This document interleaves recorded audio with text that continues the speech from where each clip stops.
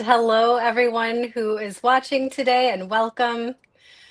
I am Kelly Freeman. I'm an IAYT certified yoga therapist, or CIAYT, and I'm also IAYT's membership manager based in the Seattle area on the ancestral lands of the Puyallup and Coast Salish tribes. I'm joined today by my co-host, Marita Greenidge, who is IAYT's marketing and communications manager, and she is based in sunny Barbados. Yay! Also with us today are 5 additional presenters from our 2026 Symposium on Yoga Therapy and Research, or SYTAR. This year, SYTAR will also include the full Symposium on Yoga Research, or SYR, as its own separate track. Before we get started, we're going to take a moment to arrive together. So allow yourself to become comfortable wherever you're seated, or if you're standing or happen to be laying down. Let your hands rest softly, either in your lap or by your side, wherever they feel most natural. If it feels okay, allow your eyes to close or simply soften your gaze. And together we'll take a slow, steady breath in through the nose and a long, easy exhale through the mouth.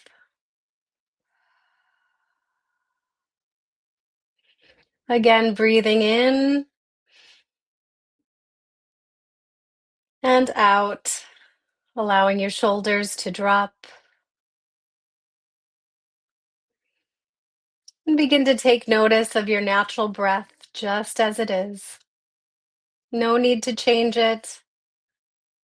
No need to control it. Feeling the rise of the inhale and the gentle fall of the exhale.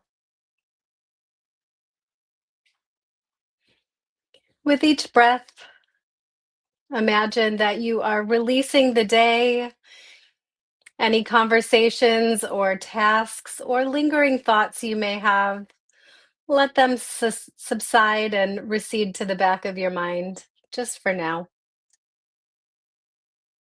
And if your mind feels busy, that's okay too. Simply notice that and then return to your breath.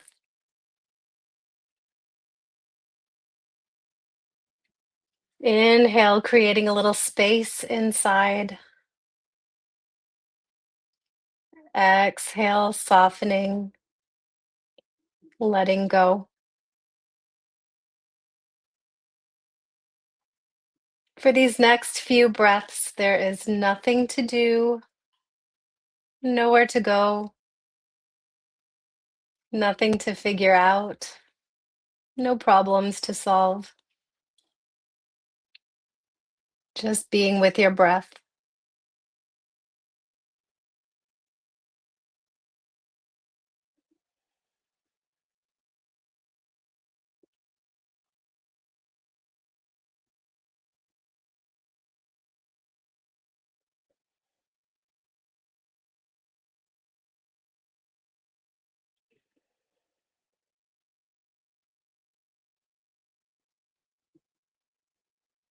On your next inhale, gently deepen the breath,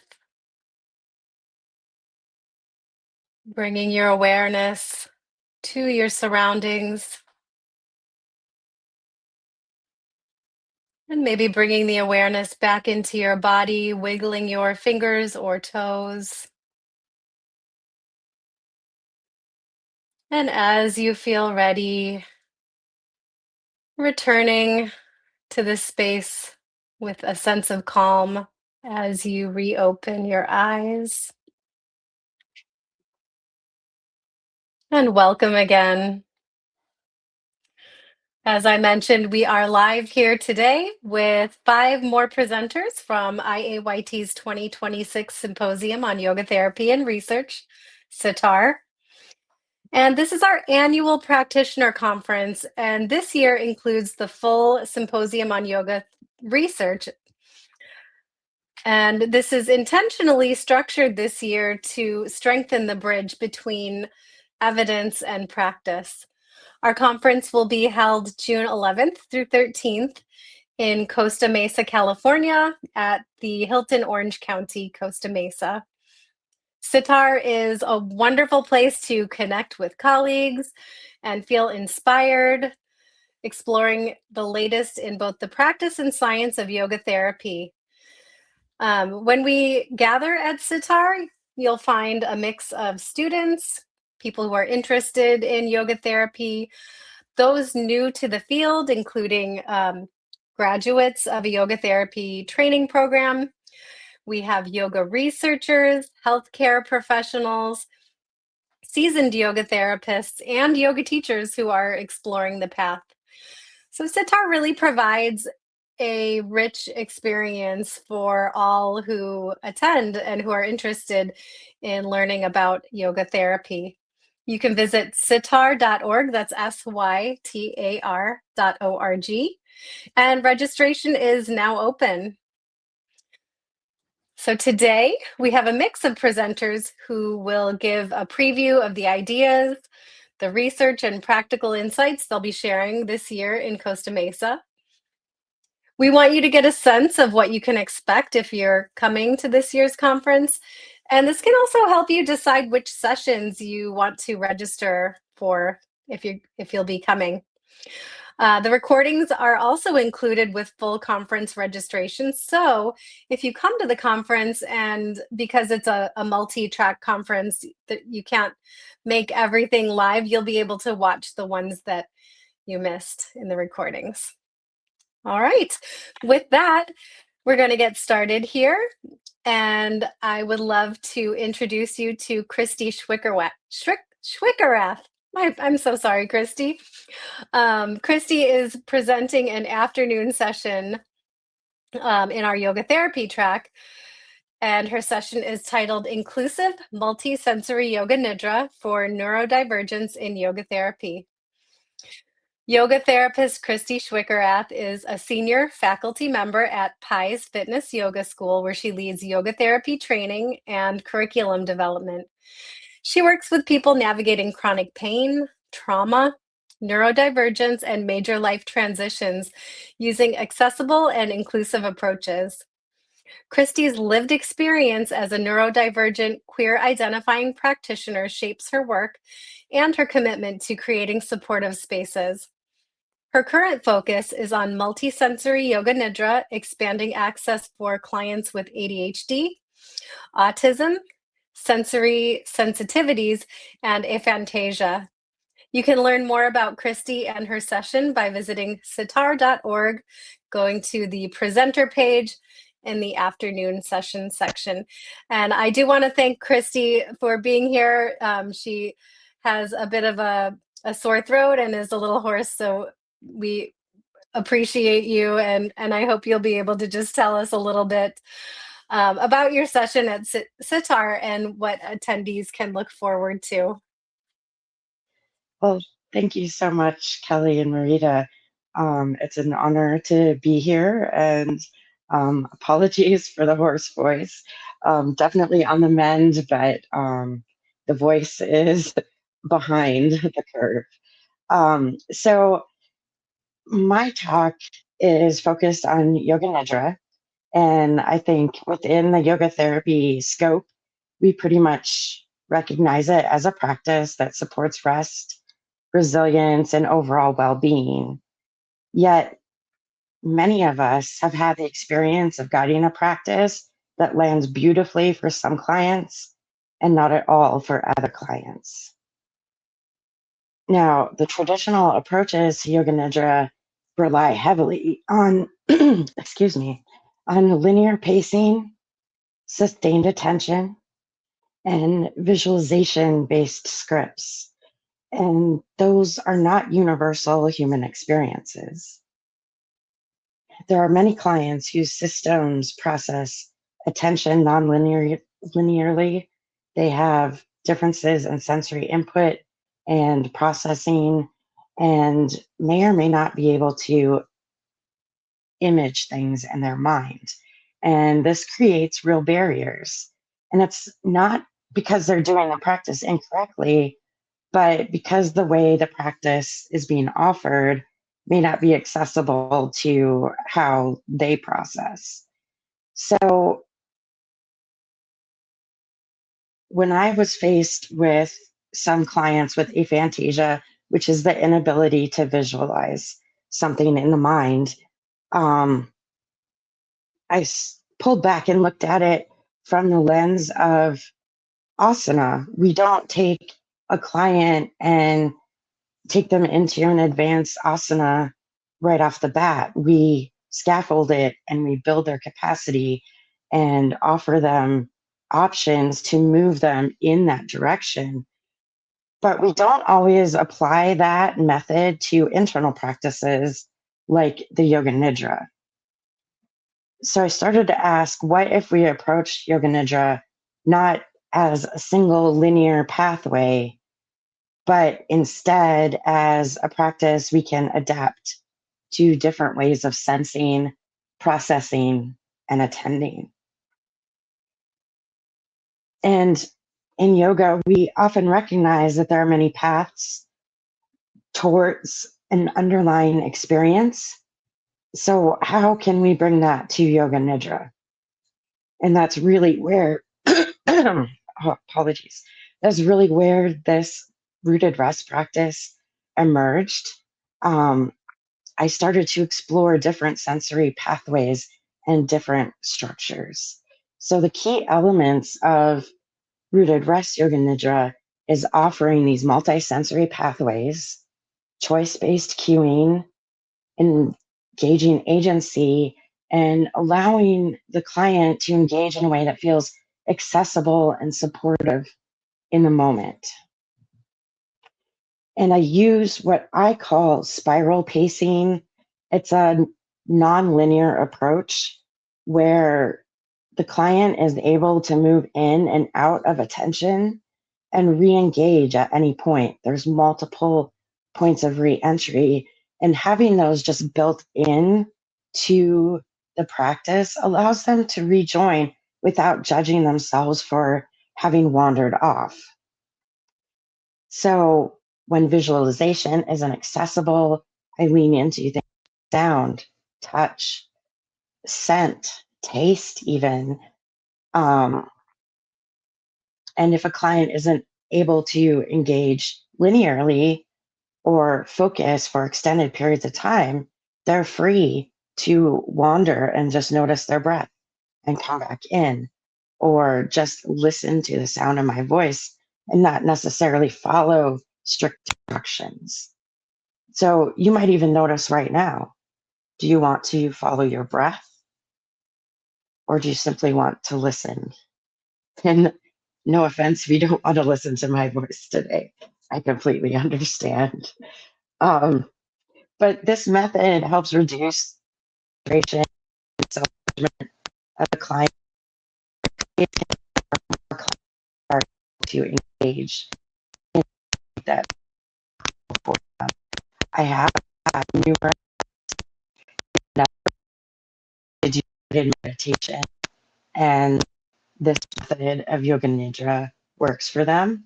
And it even works as a bridge towards more traditional yoga nidra and visualization based guided meditation.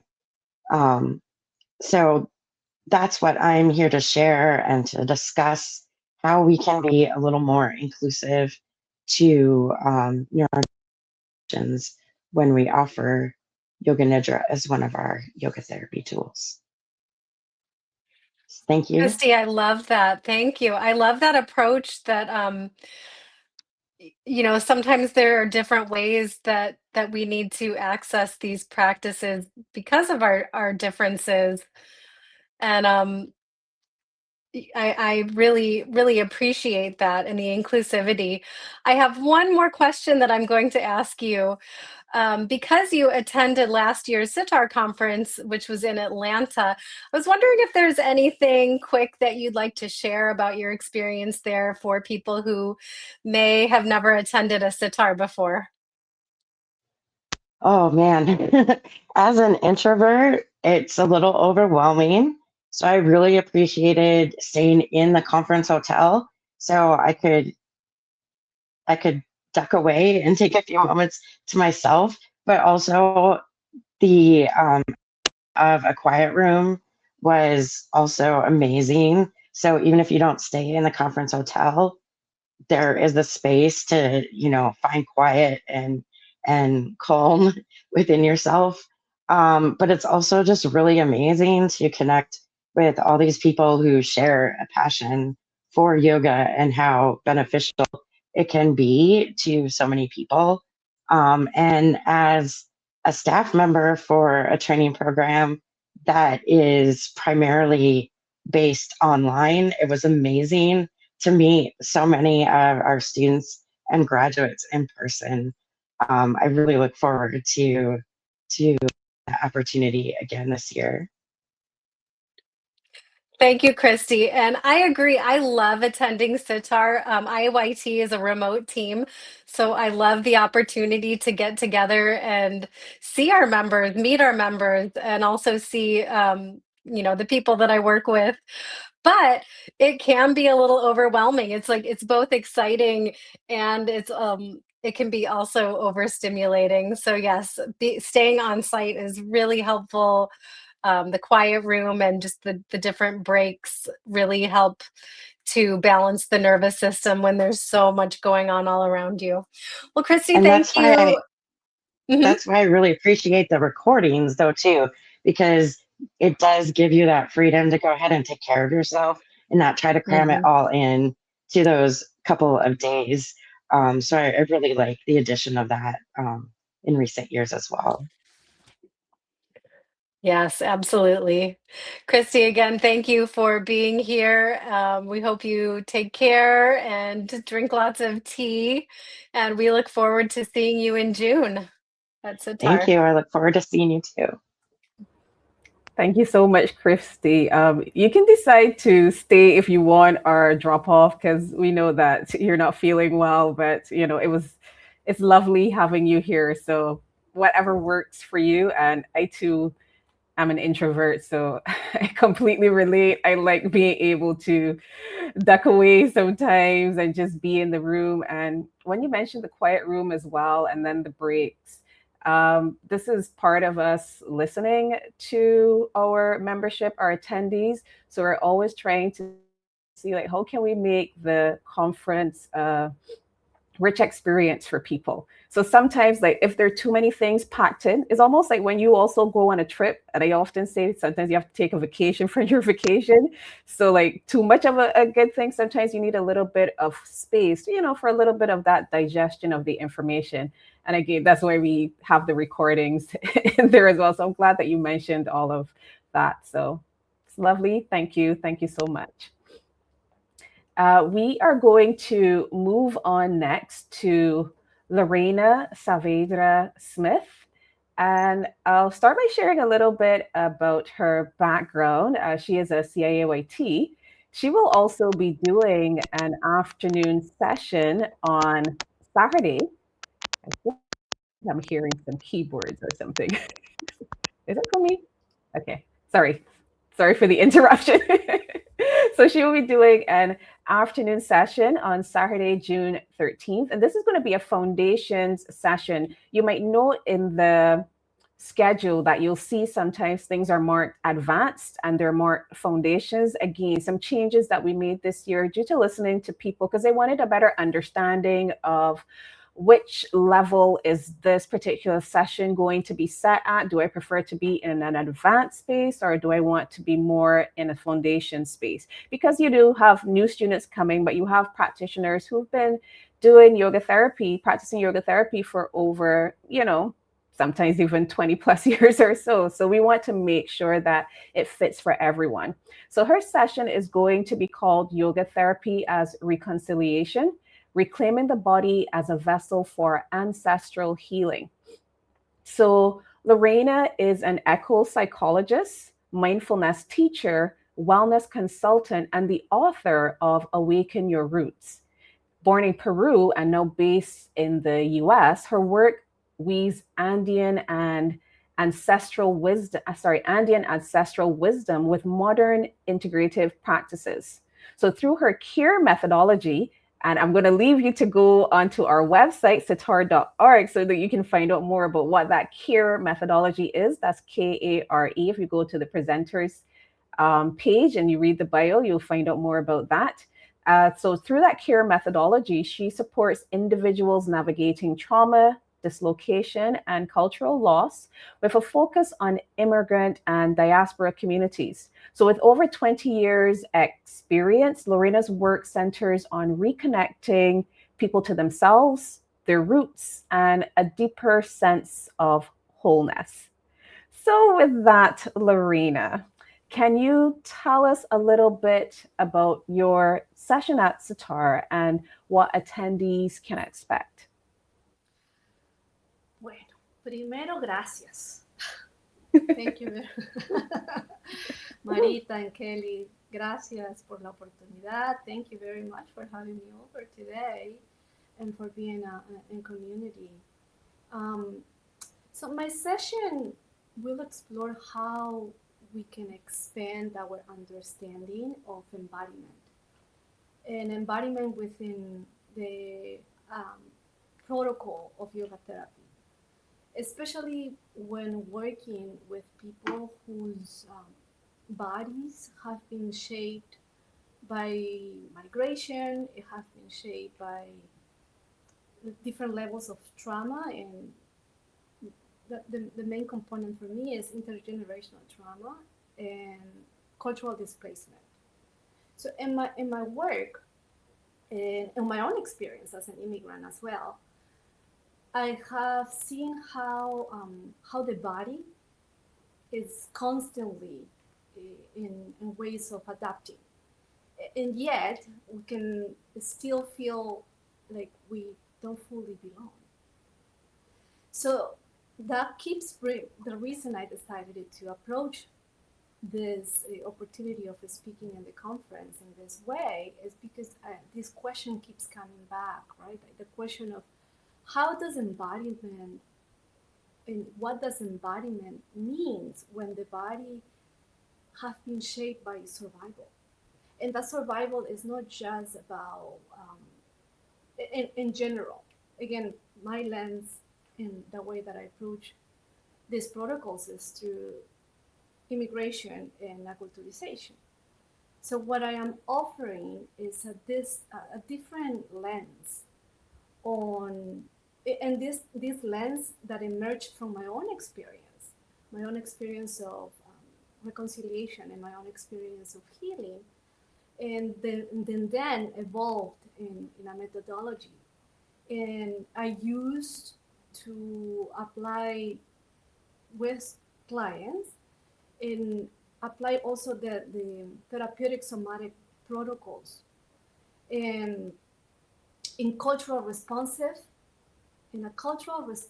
way that integrates the person's personal experience and the protocols of yoga therapy. And here I introduce CARE, like you mentioned earlier, right? CARE is KARE. And the K stands for known, the A stands for assess, the R stands for reconciliation, and the E stands for engendered. And this is a framework, to me, very effective framework that, again, it came from my personal experience. And it works with different layers. In this methodology, I integrate somatic therapy with eco-psychology and natural-based practices, because it helped me to understand that the body is not only this psychological, but physiological, and also how to connect with who I am, or who in this case, who the person that I am supporting with. It helped them to connect with their ancestry, with their environment, and with their lived experience. So during the session, practitioners or people who will attend will engage in simple grounding techniques on how to explore the body as a bridge for regulation, a bridge for cultural memory, a bridge for relationship with the environment, the multiple environments where we maneuver our life as human beings. So in terms of what practitioners or participants can take away from this experience, I like to frame it more in my intention. So my intention is for practitioners to live with an expanding understanding of embodiment, not just as an awareness of the sensation in itself, but as a relational process that includes who we are, our identity and sub-identities, our ancestry, in the environments where we address life, right? Different environments, not just natural environment where we live, but the environment of our inner circles and other cycles and other circles where we interact. So we are not only working with a symptom or the symptoms, but supporting a deeper sense of what is this idea of belonging, but the belonging in the body for ourselves, but more importantly, how me or the person that is practicing, when they found this belonging, can create this reciprocal and ripple effect where we can address community as well, because the way that I am embodying, the way that I am feeling belonging also impact how I present myself to the world, how I address community. And so for people like us who happens to be yoga therapists, how we are addressing the communities that we serve. Thank you, Lorena. You know, we all are like this product of our lived experiences. And I know a lot of the time when we talk about trauma, and not us in this space, but just generally, people can relate to it being in the mind, but people don't understand that trauma can also live within the body as well. And it's interesting, when I read about your presentation, I actually hadn't even considered like culture and ancestry and how all of this could affect how you are and how you feel and how you feel within a particular space. So it was very interesting for me to like really consider from that perspective. And I wanted to ask you, why do you think that it's important for yoga therapists today? Because this feels well, it might not be new for people. This feels like a bit new for me as well, to consider like this culture, this ancestry, and all of the lived experience in their work. So when they're approaching their work, like, why is what you're presenting, why do you think that is important for yoga therapists to consider? Yeah, I'm gonna frame that through the idea of ancestry. In all ancestral work, as you know, I'm moving this, or I'm trying to answer your question from the place that it is important for us as yoga therapists to know that there is an intersection there with ancestral work that impact the way that we emotional regulate, the way that we process the integration of trauma as well. And and now we are very grateful because now that there's a lot of research to support this type of work. the support, the how intergenerational trauma can be inherited, the stress patterns, and we can embody that.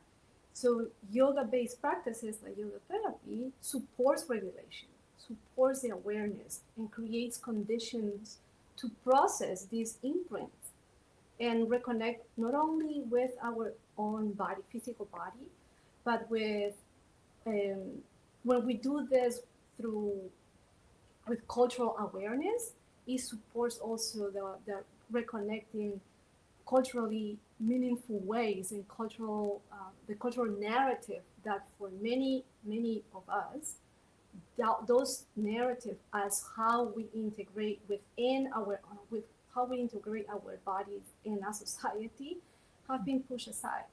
So it helps us also to integrate our identities and how we integrate the embodied memory, because that's who we are.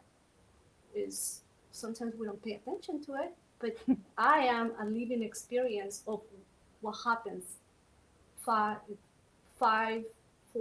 generations in the past. Lorena, muchas gracias. Thank you for being here. We really look forward to learning more from you in June at SYTAR.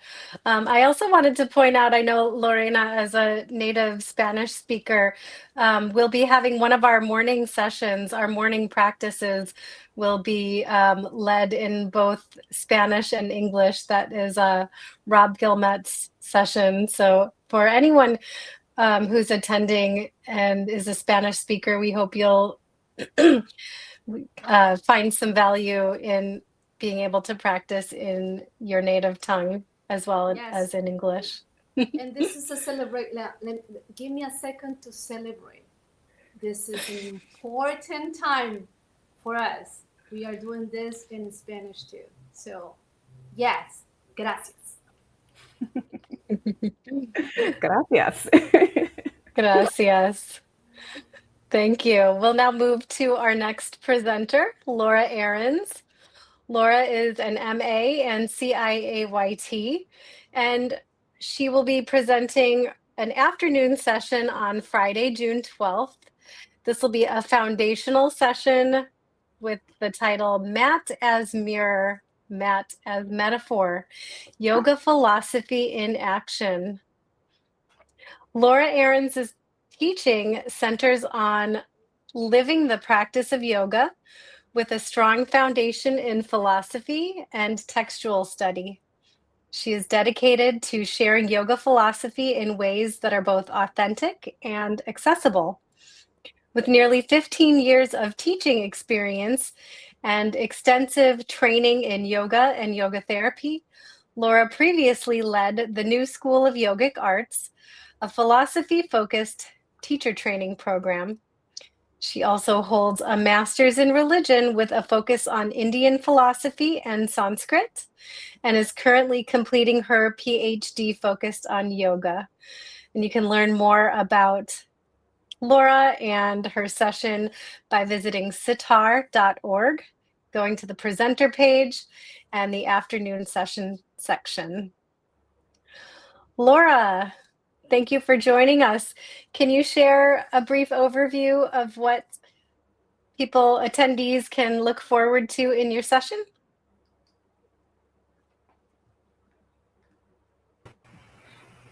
Thank you for having me. As you can hear, I've always been a philosophy-focused teacher. And when the pandemic started and my schedule became more available, I got a master's in Indian philosophy and Sanskrit, which also focused on yoga. My master's thesis was on yoga. And now I'm very far the way through with my PhD. And so much of my training is in the embodied experience of practice. And I also have now an extensive background in textual study. And there's so much richness there. And what I've noticed over the past 15 years of teaching is that in most yoga spaces, yoga philosophy is something that is completely separate from asana practice, or it's something that students don't really know anything about until they take a teacher training. So the opportunity of a class space, a postural practice where yoga asana is happening, is that yoga philosophy can be integrated in ways that allows students to not only understand the principles and precepts intellectually, but also have an embodied experience of them, to be able to feel what it's like to actually integrate that into their being so that they can then go and live it in the world. So mat as mirror, mat as metaphor serves two functions. First, the mat is a mirror. When you're practicing, that space is neutral. That rectangle, it shows you who you are and what you've experienced and everything that you're bringing to practice, all of the aspects of you, but it also is not directly engaging with them. All of your different relationships and experiences, they're not there.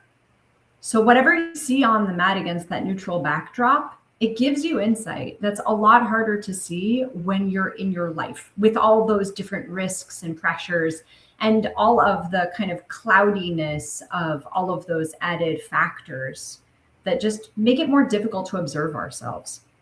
So mat as mirror, it includes that when we are moving, we can see, generally speaking, a lot of different patterns that arise for us.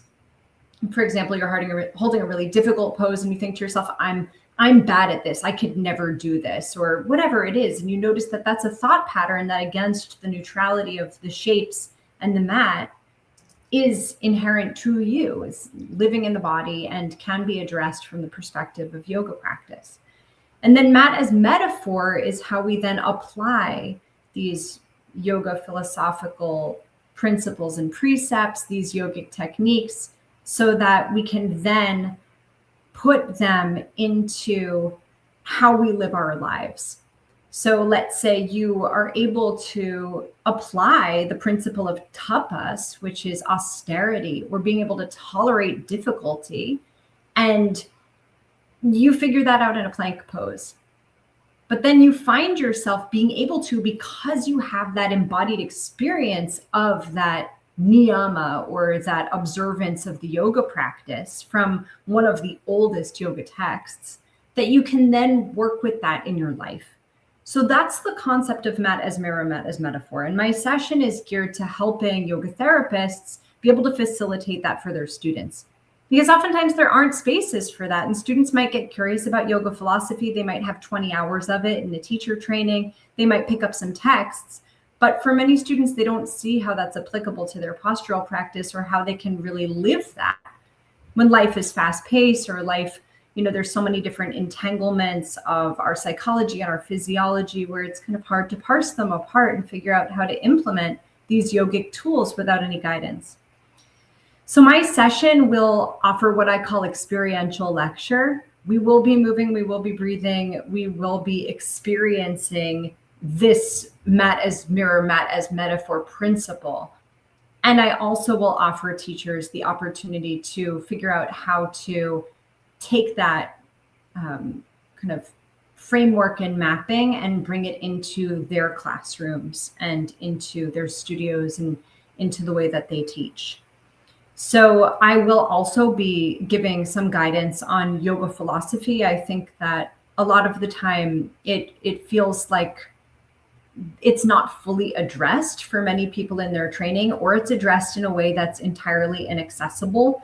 And from my perspective of studying it in the academy, and also the lived experience of being a practitioner and being a teacher in this entirely yogic setting, I'll offer ways forward for some really important concepts in yoga philosophy, but with a little bit of my Sanskrit background infused, so that practitioners can kind of feel these philosophies in a more three-dimensional way, and also understand how they can live them, and also how to communicate that to your students. So it's a little bit like of a re-up, like a refortification to kind of boost your yoga philosophy training that you've already had, or reintroduce you to principles and precepts with a bit more dimension, how to communicate that to your students, and then also how to infuse that into your classes. So it's not like your postural practices are just about posture and then students have to go and learn about philosophy in other places. Because being able to really integrate and internalize the philosophy is a really important part of the practice that oftentimes gets ignored.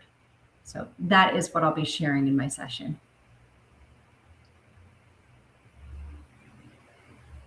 Thank you, Laura. And I think, yoga philosophy is really a lifelong study. I mean, there's so much there, and to really integrate it and understand it, and then apply it to your clients and your learning in your own body and observing in your clients is a really helpful and really an essential tool for anyone working as a yoga therapist or a yoga teacher. Is there anything else that you would like your people who attend this session to take away? I think you did a really good job of describing it. That there's one essential piece that you're hoping people will take away to support their clients. What would that be? Like I said, I really hope that this will help yoga therapists to integrate this into their work so that it's not separate and it's also not ignored.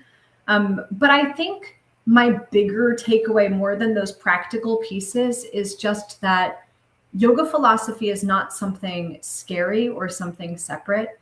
It's something that we can actually learn. And it's also something that we can actually live. That both of those things are possible, that there's a starting point and a progression for both of those things, that they are available in every single moment. And it's an opportunity for us to really interweave yoga with our lives in a way that's transformational and also that's so mundane in the most beautiful way. It's like living alongside something and having a really deep relationship with it. It's not just in these big and loud moments, but also in these really quiet and intimate moments of feeling these really deep and potent aspects of yoga in our everyday life. So I hope that for those who attend my session, that yoga philosophy will no longer feel like something lofty and far away, but like something they can really be with every single day. And I hope also from my session that everyone will feel like, okay, I've got a grasp on the foundations. I know where to look for what's next. I don't feel lost on a path of yoga philosophy. I feel empowered.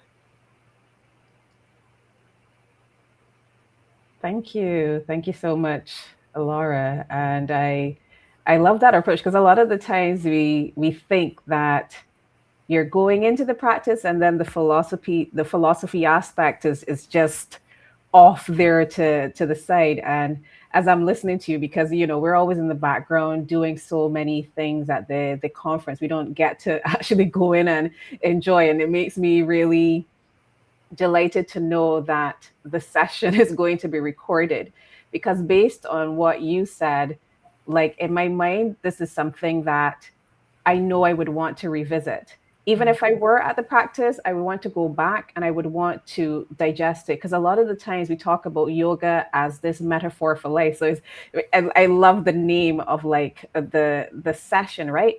And I'm really interested in how you are going to put that forward and, recommend this integration. So that's pretty interesting to me. So I'm glad I'm going to be able to get to sit with that for a bit. So thank you so much. Next, we will move on to our first morning practice presenter. And I'm going to hope that I am not doing anything to the name, but I'm going to try first. Lyudmyla Grytsyna. Grytsyna. Oh, I'm so proud of myself. Okay. So Lyudmyla, she is a CIAYT, and these morning practices that we have, they offer this shared space to move, breathe, and connect before the day's session actually begins. And we've put in some afternoon practices. Again, listening to everyone. We wanted time. Not everyone can sometimes get up in the morning and go to the morning practice as much as they would like to. So we put in some afternoon practice sessions as well. So the morning practices are usually 1 hour, and the ones in the afternoon are 30 minutes. So Lyudmyla is going to be doing a morning practice on Friday, June 12th. And it's called Resonant Calm, Sound and Movement for Mental Clarity. And let me give you a little bit of information about Lyudmyla. And I like saying the name, so I'm saying it so often. So she is a yoga therapist, prenatal yoga teacher, and sound healer with over 18 years of experience. As the founder of Myla Yoga, she blends yoga therapy with the power of sound to support balance in body and mind.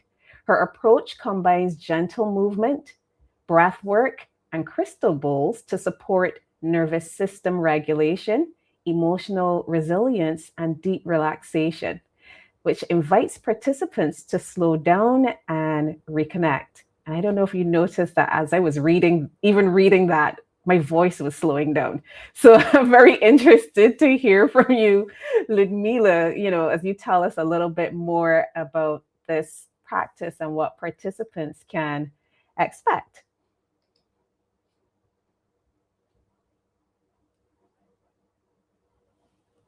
So I think, there we go. Yes. Perfect. So hello, everyone. And I'm absolutely pleased to be here and describe and share a little bit more about my offering to the conference this summer. I'll begin with apologies for my background. I had some technical issues and had to relocate last minute to my child's room. So here we go. But back to the conference. My session is called Resonant Calm, Sounds and Movements for Mental Clarity.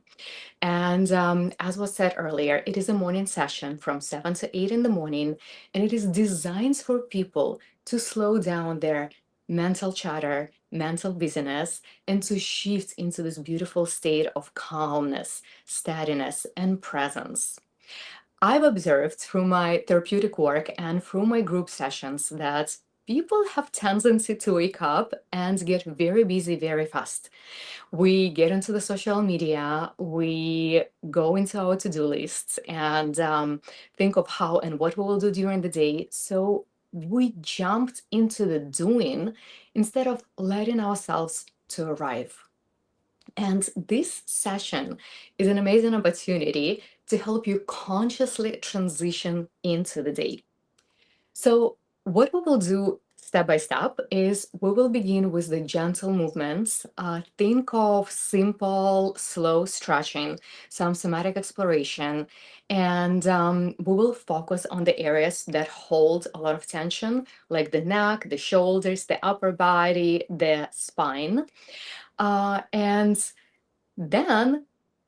the whole idea is not performance or intensity, right? It is the awareness. It is to notice how your body feels, where you feel it. It is to allow the breath to guide the movements. And then from there, we will gradually shift into the stillness. And that is where the sound immersion begins. I'm using the crystal balls that emits this pure tone that interacts with your body and mind, helping you to reset, helping you to relax. And the participants will be resting, basically allowing the sounds to wash over them, restoring their whole mental and physical state. And maybe for those who are new to the sound healing and haven't done it before, we can have the whole session on how it works on your body in general, but let me just pinpoint some ideas. One of the most important things that I find is that sound healing, the vibrations and the frequency that are emitted by the singing balls, help you transition from the sympathetic nervous state to the parasympathetic state, where you can actually repair, regulate, and reset. And I find that profound shift in your body and minds. But then also, when you're listening to the sounds, it gives your minds something to hold on to keep the focus on. And when your mind keeps the focus on one particular thing, you will naturally shift into a very deep state of meditation. And then also on a very subtle level, sound healing helps you to create this inner space where you can reorganize everything that is shattered, everything that is tense, into a more coherent and harmonic state. The best part, you don't have to do anything, you don't have to achieve anything, you can just relax, allow everything to happen, and receive. So, with that in mind, if you are just the person who likes to set an intention in the beginning of the day, or maybe you are the person who is curious about how the movement and sound healing can help you with the mental clarity, I would absolutely love to see you on my session in the morning and help you to transition and create that steady space of calmness before you shift into the conference. And that alone will help you to absorb more energy easier, to interact with the people from this regulated and balanced state within. So I hope you will join me, and I'm looking forward to share the gift of sounds and movements with you. Thank you, Lyudmyla. That actually sounds really beautiful. I wanted to ask, because the way that we approach SYTAR, we put out these calls for proposals, and you have to submit. You're submitting a proposal, you submit for the afternoon sessions, you submit for the morning practice.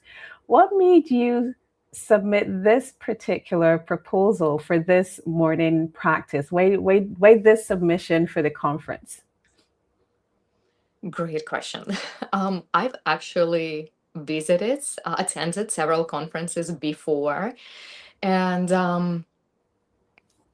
I found it as an amazing, amazing, amazing experience, which was deeply inspirational to me. But I was a bit overwhelmed. It was just a lot of presenters, a lot of people. I made a lot of connections, walked out with amazing friends that still keeping up with. But I was lacking that a little pause of complete reset. And this time, I just wanted to offer it. I love working with people. I really see how everything shifts when you're coming from stress level and anxiety into this relaxing, grounded, stable state. And I'm sure that everyone will have a way better experience at the conference after the session. Yeah, and you know what? I feel that that really ties into what Kristi was mentioning about her experience. And as an introvert, there's so much going on, and it really is both nice and necessary to have those moments to allow your nervous system to reset and to become grounded. So your session sounds wonderful, Lyudmyla, and I'd love to thank you for being here with us today. And we look forward to seeing you in June at SYTAR. We'll Thank now you. move to, thank you. We'll move to our final presenter for today, Jennifer Guinter, who will be leading an afternoon session. And you might have noticed on the schedule that her session is labeled Foundations. As Marita had mentioned earlier, some are marked Advanced. And this really allows attendees to tailor their SYTAR experience to where they are at in their own journey and what they feel like they want to learn. And I, you know, as a longtime yoga therapist, I think it's also important to make sure that you're maintaining your foundational knowledge. So sometimes it's good to revisit the sessions that are labeled foundations, as well as absorbing some of those advanced sessions too. So let me tell you a bit about Jennifer. She is an MA, LMT, and CIYT. Her afternoon session will be held Friday, June 12th, and is titled College Students Need Yoga Therapy Too. Yoga therapist Jennifer Guinter is also a massage therapist and lecturer at the University of Southern California. She holds a Master of Arts in Yoga Studies from Loyola Marymount University, where she also co-taught Sanskrit. Jennifer teaches yoga therapy, stress management, acro yoga, and distance running, bringing a thoughtful and grounded approach to her work. Her journey began with a simple question: why yoga creates such a deep sense of peace, which continues to shape her teaching today. And Jennifer will be co-presenting her session with Eden Goldman, DC CIAYT. Jennifer, welcome. Can you tell us a bit about what you will be sharing in your session at SYTAR? Yes, thank you. Thank you. I bow to you all at IAYT for putting all of this together. I bow to all of my all of you other presenters. I feel like I resonate on so many levels, like Lorena. I have a lot of international students, and so I'm so excited to learn more about your approach. And Laura, I come from a Sanskrit and philosophy background too, so I'm always trying to weave that in. So I'm really excited to attend my first SYTAR conference and gain a lot of knowledge and insights from others as well. So I bow. And I bow to anyone listening in today, furthering your yoga education as well. So I will be speaking at SYTAR about a passion project that I've had, which along with Dr. Eden Goldman, we both teach a class at USC that is a yoga therapy class. And so we're here to encourage anyone who is in academia or adjacent to academia or educators, school administration, to consider advocating for this type of introductory class. So there are tons, thankfully, there are lots and lots of community colleges and universities across the country and across the world that are offering introductory classes on yoga, which is a beautiful and amazing thing. And I'm so, so overjoyed to see this starting to be such a common offering at the university level, because these are students are gaining, dipping their toe into the world of what it means to be an adult, independent of their family of origin. And it's a time when these young 20-somethings are creating habits and routines that may or may not stick with them for the rest of their life. And so why not give them information, practice early on into creating their own personal sadhana, their own personal home yoga practice early on, so that it can be of service to them across their lifespan and affect how they interact with others. Like here at USC, I get a lot of students who are majoring in business, majoring in cybersecurity and political science, many people in the healthcare disciplines who are learning about all of their various topics. But our class, our yoga therapy class, is an elective.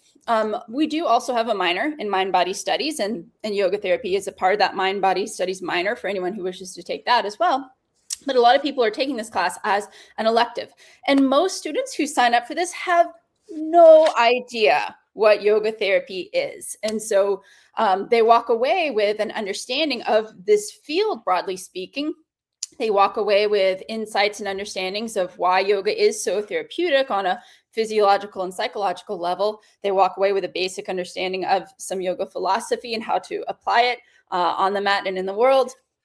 And I think what is arguably the most important part is the second half of the semester, we unpack and spend a great deal of time cultivating personal sadhana, personal home yoga practice. And we talk about strategies like habit stacking. And in the first half of the semester, most people, like I said, are arriving to this class with little to no yoga experience. So the first half of the semester is learning different practices, learning how to do postures, learning how to do breath work, learning how to do different approaches to meditation. And then the second half of the semester, learning to apply it at home. And we don't expect perfection, of course. My students are just starting on their first week of home yoga practice. And as we as seasoned yoga practitioners have all learned, it's easier said than done to take these skills and learn how to embody them at home when you don't have a yoga teacher there telling you what to do. So we're really excited and really passionate about introducing and inviting students to take more ownership of their own health and well-being, their own mental health, and their own physical health in an era where oftentimes self-care is scrolling, and introducing an alternative to that by way of a home practice. We're seeing lots of really, really positive feedback. We're also in partnership with Children's Healthcare of Los Angeles and doing a research study on health outcomes of students who are taking this class.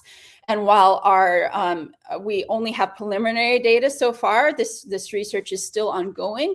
We're really excited in the June session to share more about that, what that's looking like, and insights that we've gained on this offering of yoga therapy to students at the university level. And I bow to, there are so many other colleges and universities across the country that are working with IAYT to help prepare yoga therapists. I was certainly one of those that I went to Loyola Marymount University and did a lot of training to become a yoga therapist myself. But what we are seeking to infuse here in college environment is more introductory, more of introduction to yoga therapy, and basics of how to apply these skills. By and large, most people who are signing up for these classes are very healthy, well-balanced young adults. Let's keep them that way. And for students who are signing up with other specific health concerns, I always set aside time for office hours. I set aside time to meet with students before and after class to help them identify and understand how they can modify different practices to fit their own specific needs as well. And students work together on a group project and presentation for the end of the semester. And we've had lots of students who use that group experience to come together and support each other in their home practice. And I've had tiny little miracles happen too, like 2 students were in my class and they had both separately shared with me that they had Ehlers-Danlos syndrome, which is not super common, but I was able to gently nudge them towards working together in a group project. And they both thanked me afterwards so much because, oh my gosh, I learned more about myself, and I got to meet community in the process and share my own uniquely exquisite journey into adulthood with XYZ condition that affects me deeply as well. And so we're really excited to, like I said, complete this research study, which remains ongoing, share some preliminary information, and hopefully inspire other people in academia to offer these types of introductory classes as well, as to young adults entering the workforce. And hopefully the trickle-down effect can happen not just for their own personal well-being, but the work environments that they land in as well. So thank you all for having me today. Thank you all for having me Friday at the SYTAR conference. And we're really, Dr. Golden and I are very excited to share this. Jennifer, thank you. And I'm so excited to hear this because actually my first exposure to yoga was in the late 90s at my university. I took a yoga 101 class, not knowing at all what to expect. And I didn't realize at the time how unique my entry into yoga was. We did practice postures, we practiced breath work and meditation, but a large part of that class was also, lecture and learning the philosophy behind the practices. And I really loved that. It obviously stuck with me. And while I wasn't aware of yoga therapy as a path, and I don't think at that time I had even considered teaching yoga as an option for myself, it was something that I continued exploring for years and years. And now it is thoroughly part of my daily life in every single way. Is there anything else, Jennifer? I know we went a bit over time. Is there any last takeaway that you're hoping attendees will bring from your session? I feel like I covered most everything that I wanted to say. I think that advocating for personal practice, personal sadhana, and I like to encourage students to be their own best yoga teacher, and the power of a pause of even just a few minutes a day. It doesn't have to be anything fancy. It can really go a long way. So thank you. Thank you. Thank you. Thank you, Jennifer. Thank you, everyone. I love this college. Is such an experimental time in your life, like those early 20s, late teens kind of thing.